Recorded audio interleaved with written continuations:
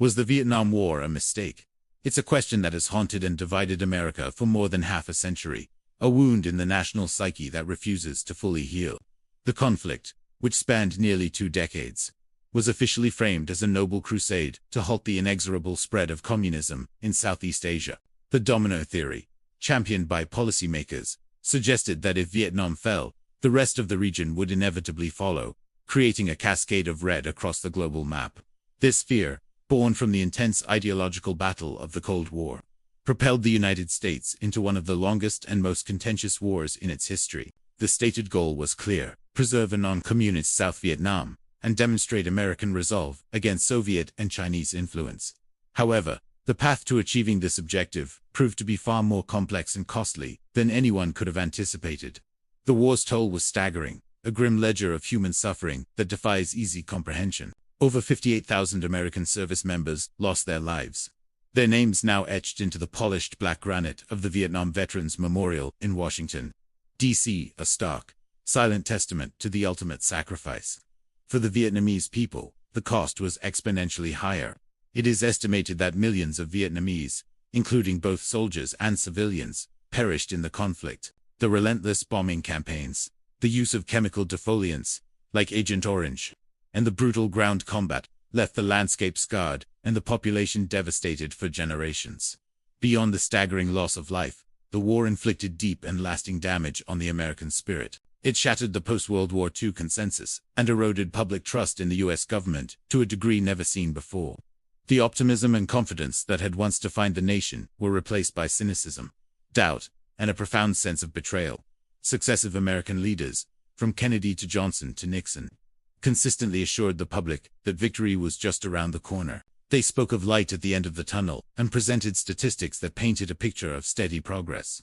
Yet, the reality on the ground, as reported by journalists and relayed in soldiers' letters home, was one of unmitigated chaos, terrifying confusion, and brutal, endless fighting. The enemy was elusive, the terrain unforgiving, and the strategic objectives often seemed maddeningly unclear.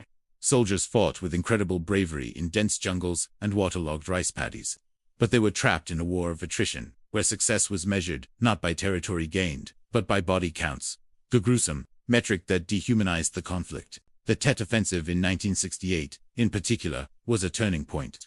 Although a military failure for the North Vietnamese, the sheer scale and ferocity of the coordinated attacks exposed the gap between the government's optimistic pronouncements and the grim reality, shocking the American public and galvanizing the anti-war movement. So, was it all a mistake? For a vast and growing number of Americans, both then and now, the answer is a resounding yes. This conclusion isn't reached lightly, nor is it based solely on the immense human and financial cost. The war is seen as a mistake because the fundamental premises upon which it was built were flawed. It was a strategic miscalculation, an overestimation of American power to shape the destiny of another nation, and a profound misunderstanding of Vietnamese history and nationalism. The conflict was, at its core, a civil war, a struggle for national identity that had been brewing for decades. The U.S. intervention transformed it into a proxy battle in the Cold War, but it never erased the powerful undercurrent of Vietnamese self-determination. The war's legacy forever changed how America views military intervention. It gave rise to the Vietnam Syndrome, a deep-seated reluctance to commit U.S. forces to overseas conflicts without clear objectives, overwhelming public support, and a defined exit strategy. The Vietnam War didn't just conclude with the fall of Saigon in 1975. Its echoes continued to reverberate through American society and politics.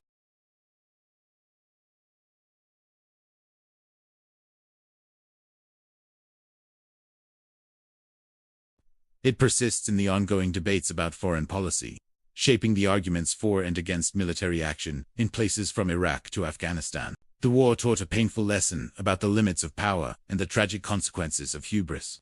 It forced America to confront uncomfortable truths about its role in the world and the true cost of defending an ideology on foreign soil. The conflict may have ended on the battlefields of Southeast Asia, but its ghost still lives in America's memory, a constant, sobering reminder of a time when the nation lost its way.